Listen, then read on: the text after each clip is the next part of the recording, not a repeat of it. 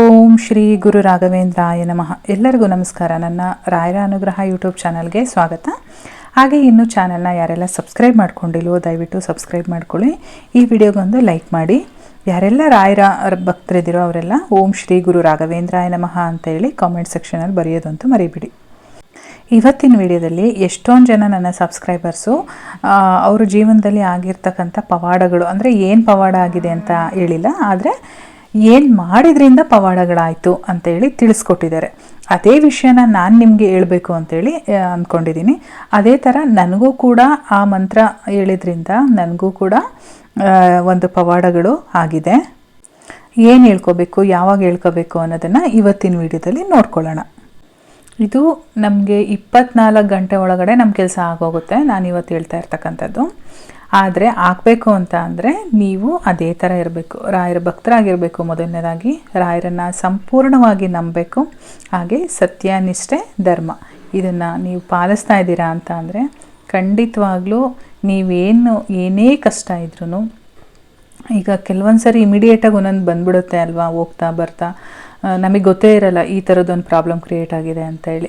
ಅಂಥ ಕೆಲವೊಂದು ಪ್ರಾಬ್ಲಮ್ಸ್ಗಳು ವಿತಿನ್ 24 ಅವರ್ಸಲ್ಲಿ ನಿಮಗೆ ಸಾಲ್ವ್ ಆಗುತ್ತೆ. ಇವಾಗ ನಿಮಗೆ 1 ಕೋಟಿ ಬೇಕು ಅಥವಾ ಒಂದು ಮನೆ ಬೇಕು ಆ ಥರದ್ದೆಲ್ಲ ನಾನು ಹೇಳ್ತಾ ಇಲ್ಲ. 24 ಗಂಟೆಯಲ್ಲಿ ಅದೆಲ್ಲ ಆಗೋದೂ ಇಲ್ಲ. ಅದಕ್ಕೂ ಕೆಲವೊಂದು ಟೈಮ್ ಬೇಕಾಗುತ್ತೆ. ಏಕೆಂದರೆ ನಾವು ದೊಡ್ಡ ದೊಡ್ಡ ಕೋರಿಕೆಗಳನ್ನ ಇಟ್ಟಾಗ ಅಷ್ಟೇ ಟೈಮ್ ಕೂಡ ಬೇಕಾಗುತ್ತೆ. ಚಿಕ್ಕ ಚಿಕ್ಕ ಕೋರಿಕೆಗಳು ಇದ್ದಾಗ ಬೇಗ ಟೈಮ್ ಎಷ್ಟು ಬೇಗ ಆಗುತ್ತೆ ಅಂತ ಅಂದರೆ 24 ಅವರ್ಸ್ ಅಂತ ನಾನು ಹೇಳ್ತಾ ಇದ್ದೀನಿ. ಆದರೆ ನಿಮಗೆ 24 ಅವರ್ಸ್ ಬೇಕಾಗಿಲ್ಲ.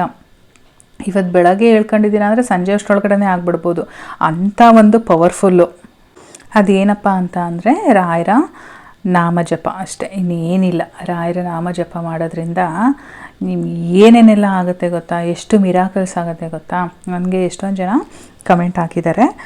ಅವರು ಏನು ಮಾಡ್ತಾರಂತೆ ಅಂದರೆ ಆಫೀಸಲ್ಲಿ ಏನಾದರೂ ಪ್ರಾಬ್ಲಮ್ ಕ್ರಿಯೇಟ್ ಆಗಿದೆ, ಏನೂ ಸಾಲ್ವ್ ಮಾಡೋಕ್ಕೆ ಯಾವ ದಾರಿನೂ ತೋರಿಸ್ತಾ ಇಲ್ಲ ಅಂತ ಅಂದಾಗ ಒಂದು ಸೈಡಲ್ಲಿ ಹೋಗಿ ಕುತ್ಕೊಳ್ತಾರಂತೆ. ಕುತ್ಕೊಂಡು ಸುಮಾರು ಅರ್ಧದಿಂದ 1 ಅವರ್ವರೆಗೂ ರಾಯರ ಜಪನ ಕುತ್ಕೊಂಡು ಧ್ಯಾನ ಮಾಡ್ತಾರಂತೆ. ರಾಯರೇ ನೀವೇ ಗತಿ, ನನಗೆ ಈ ಥರ ದಾರಿ ಕಾಣಿಸ್ದಂಗೆ ಆಗ್ಬಿಟ್ಟಿದೆ, ನನಗೆ ದಾರಿ ತೋರಿಸಿ ಅಂತ ಹೇಳ್ಬಿಟ್ಟು ಕುತ್ಕೊಂಡು ರಾಯರನ್ನು ಜಪ ಮಾಡ್ತಾರೆ. ಓಂ ಶ್ರೀ ಗುರು ರಾಘವೇಂದ್ರಾಯ ನಮಃ, ಶ್ರೀ ಗುರು ರಾಘವೇಂದ್ರಾಯ ನಮಃ, ಶ್ರೀ ಗುರು ರಾಘವೇಂದ್ರಾಯ ನಮಃ ಅಂತ ಹೇಳ್ಬಿಟ್ಟು ರಾಯರ ಜಪ ಮಾಡ್ತಾರಂತೆ. ಅದು ಮಾಡಿದ್ದು ಅವತ್ತೇ ಅವ್ರಿಗೆ ಎಷ್ಟೊಂದು ಜನಕ್ಕೆ ಪ್ರಾಬ್ಲಮ್ ಸಾಲ್ವ್ ಆಗಿದೆಯಂತೆ. ಕೆಲವೊಂದು ಜನಕ್ಕೆ 24 ಅವರ್ಸ್ ಒಳಗಡೆ ಸಾಲ್ವ್ ಆಗಿದೆಯಂತೆ. ಈ ಕಾಮೆಂಟು ನನಗೆ ಸಾಮಾನ್ಯವಾಗಿ ಬಂದಿದೆ, ಮತ್ತು ಇದು ನನಗೂ ಕೂಡ ಎಕ್ಸ್ಪೀರಿಯೆನ್ಸ್ ಆಗಿದೆ. ನನ್ನ ಜೀವನದಲ್ಲೂ ಅಷ್ಟೇ. ನನಗೇನಾದರೂ ಇಮಿಡಿಯೇಟಾಗಿ ಏನೂ ತೋಚ್ತಾ ಇಲ್ಲ, ಯಾವ ರೀತಿ ಈ ಪ್ರಾಬ್ಲಮ್ನ ಫೇಸ್ ಮಾಡೋದು ಅಂತ ಅಂದ್ಕೊಂಡಿದ್ದಾಗ ಏನಾದರೂ ರಾಯರ ನಾಮಜಪನ ಮಾಡ್ಕೊಂಡು ಕೂತ್ಕೊಬಿಟ್ರೆ ನನಗೆ ಆ ದಾರಿನೂ ತಂತಾನೇ ತೆರ್ಕೊಳ್ಳುತ್ತೆ, ಪ್ರಾಬ್ಲಮ್ ಕೂಡ ಸಾಲ್ವ್ ಆಗಿದೆ. ಈ ರೀತಿ ತುಂಬ ಜನಕ್ಕಾಗಿರುತ್ತೆ. ನೀವು ಕಮೆಂಟ್ ಸೆಕ್ಷನಲ್ಲಿ ತಿಳಿಸಿ ಯಾರ್ಯಾರಿಗೆಲ್ಲ ಈ ರೀತಿ ಒಂದು ಪವಾಡಗಳಾಗಿದೆ, ಇಮಿಡಿಯೇಟಾಗಿ ಪ್ರಾಬ್ಲಮ್ ಸಾಲ್ವ್ ಆಗಿದೆ ಅನ್ನೋದನ್ನು ಕೂಡ ಕಮೆಂಟಲ್ಲಿ ಹೇಳ್ಬೋದು. ಯಾವ್ಯಾವ ಪ್ರಾಬ್ಲಮ್ ಅಂತ ನಿಮಗೆ ಹೇಳ್ಕೊಳಕ್ಕೆ ಇಷ್ಟ ಇದ್ದರೆ ಹೇಳ್ಕೊಳ್ಳಿ, ಇಲ್ಲ ಅಂದರೆ ಬೇಡ.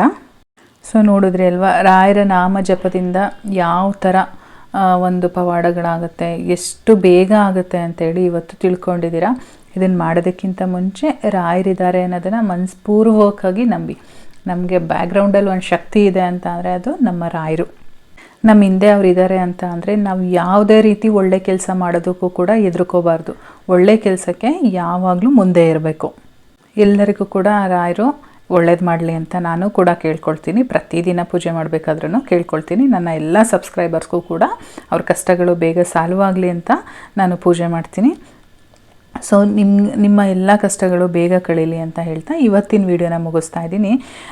ವಿಡಿಯೋಗೆ ದಯವಿಟ್ಟು ಲೈಕ್ ಮಾಡಿ, ಕಮೆಂಟಲ್ಲಿ ರಾಯರಿದ್ದಾರೆ ಅಂತ ಬರೀರಿ, ಓಂ ಶ್ರೀ ಗುರು ರಾಘವೇಂದ್ರಾಯ ನಮಃ ಅಂತ ಬರೀರಿ. ಹಾಗೆ ಇನ್ನೂ ಸಬ್ಸ್ಕ್ರೈಬ್ ಮಾಡ್ಕೊಳ್ಳೋದೇ ನೋಡ್ತಾ ಇದ್ದೀರಾ ಅಂದರೆ ದಯವಿಟ್ಟು ಸಬ್ಸ್ಕ್ರೈಬ್ ಮಾಡ್ಕೊಳ್ಳಿ. ನಾನು ಮತ್ತೆ ಸಿಗ್ತೀನಿ ಮುಂದಿನ ವಿಡಿಯೋದಲ್ಲಿ. ಧನ್ಯವಾದಗಳು.